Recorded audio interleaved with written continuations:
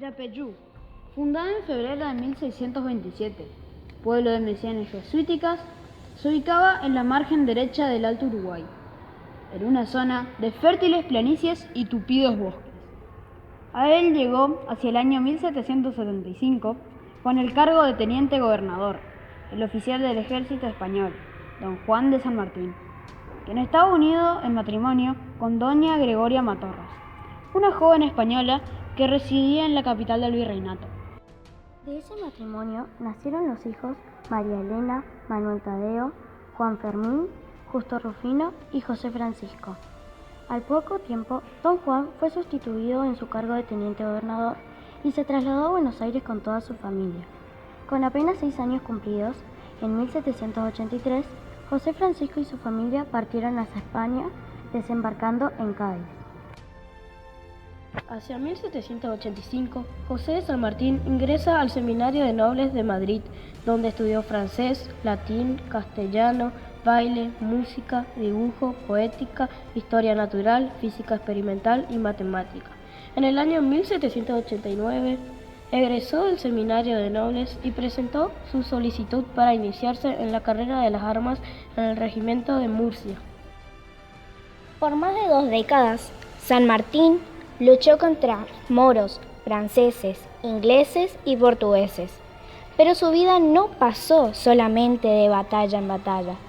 En sus momentos de descanso y paz, solía debatir con sus compañeros de armas y con algunos americanos sobre los vientos de libertad republicanos que soplaban desde la Revolución Francesa.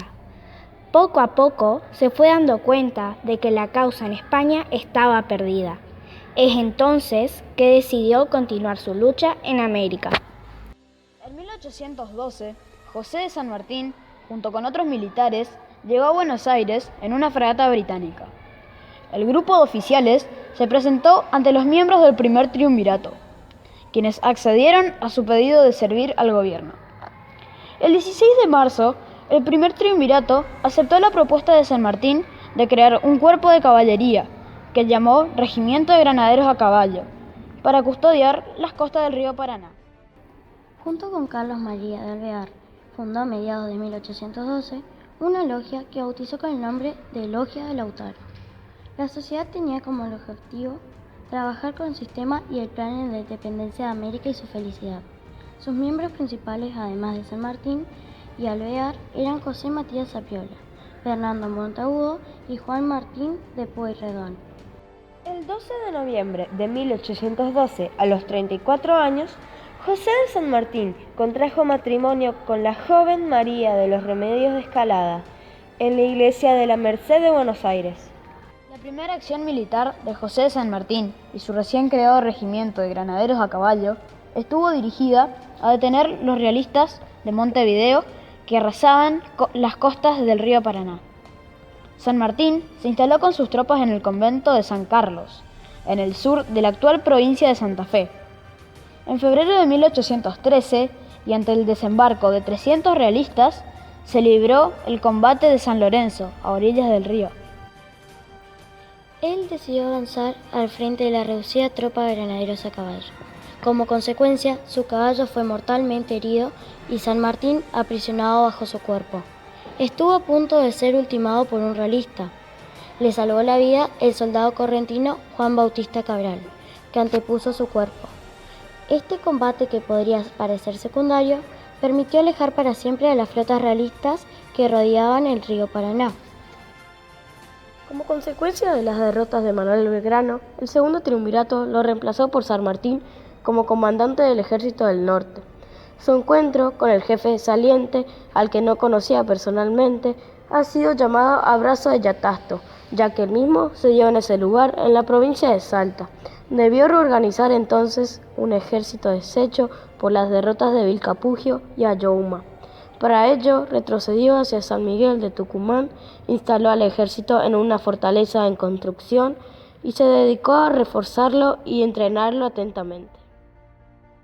En 1814, el director supremo de las Provincias Unidas del Río de la Plata, Gervasio Antonio de Posadas, nombró a José de San Martín gobernador de la Intendencia de Cuyo, con sede en Mendoza.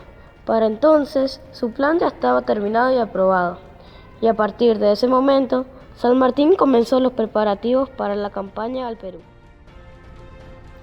Al poco tiempo de encontrarse en Tucumán, se dio cuenta que era imposible llegar por el camino del Alto Perú hasta Lima, desde donde se enviaban expediciones a reconquistar los territorios perdidos ante los independentistas. Fue entonces que el general concibió su propósito, que luego realizó con éxito, de cruzar la cordillera de los Andes. A pesar de la oposición del nuevo director supremo, Carlos María de Alvear se dedicó a organizar el ejército de los Andes. Formó un gran campamento militar en el Plumerillo, al noroeste de la ciudad de Mendoza. Allí formó a sus soldados y oficiales, fabricó armas y uniformes. Tuvo que ocuparse de engordar mulas y caballos, y fabricar y colocarles herraduras. Las mujeres cuyanas de la época colonial cumplieron un rol fundamental en la hazaña libertadora. Se pueden mencionar muchos nombres de mujeres que dejaron su marca en la historia por su afinidad con la causa. Entre las más conocidas se recuerda a Mercedes Álvarez, Laureana Ferrari, quien entregó lentejuelas de oro y diamantes para bordar en la bandera, Dolores Prat y Mercedes Fontecilla, quien jugó un rol importante en la asistencia de emigrados. A partir de enero de 1817, inició el ejército de los Andes el avance de sus columnas principales por los pasos de Los Patos y Uspallata. El 5 de abril se produjo la batalla de Maipú, en que fuerzas patriotas obtuvieron una completa victoria. Con esta batalla se obtuvo definitivamente la victoria sobre las tropas realistas, asegurando finalmente la independencia de Chile. Más adelante, se formó la Expedición Libertadora del Perú, que fue una fuerza militar creada en 1820 por el gobierno de Chile, con la misión de independizar el Perú y afirmar tanto su soberanía como la de las Provincias Unidas del Río de la Plata. En 1822 se realizó la entrevista en Guayaquil, donde se reunió con Simón Bolívar, teniendo como tema principal la liberación del Perú. Tras una conversación privada, San Martín le cedió a Bolívar la iniciativa y conclusión de la campaña libertadora. Poco después decidió retirarse de todos los cargos y volver a su país. Cuando regresó a Mendoza en enero de 1823, pidió autorización para ir a Buenos Aires y reencontrarse con su esposa, que estaba gravemente enferma. Sin embargo, el ministro de Gobierno se lo negó, argumentando que no sería seguro para San Martín volver a la ciudad. Pero la enfermedad de Remedios empeoró y decidió viajar. Al llegar, su mujer ya había fallecido. Desalentado, además, por las luchas internas entre unitarios y federales, decidió marcharse del país con su hija, quien había estado al cuidado de su abuela. En febrero de 1824 partió hacia Francia y se instalaron en París. Su única obsesión era la educación de su hija Mercedes. En 1825 redactó las Máximas para Mercedita, donde sintetizaba sus ideales educativos. En marzo de 1848, al estallar la revolución en París, se trasladó a la ciudad de Boulogne-sur-Mer. Allí falleció a la edad de 72 años. El 17 de agosto de 1850, en compañía de su hija Mercedes y de su yerno. San Martín fue un hombre que vivió preocupado por la soberanía del territorio nacional y también por la ausencia ante las cuestiones que dentro de él se debatían. De aquí la pureza de su figura. Si quiso que su legado fuera ese, fue uno de los pocos argentinos que impecablemente logró lo que se propuso. San Martín está en el bronce por lo que hizo y porque pudo sobreponerse a sus humanas falencias y debilidades, no por haber carecido de ellas. Ese es su ejemplo, tan vigente como necesario.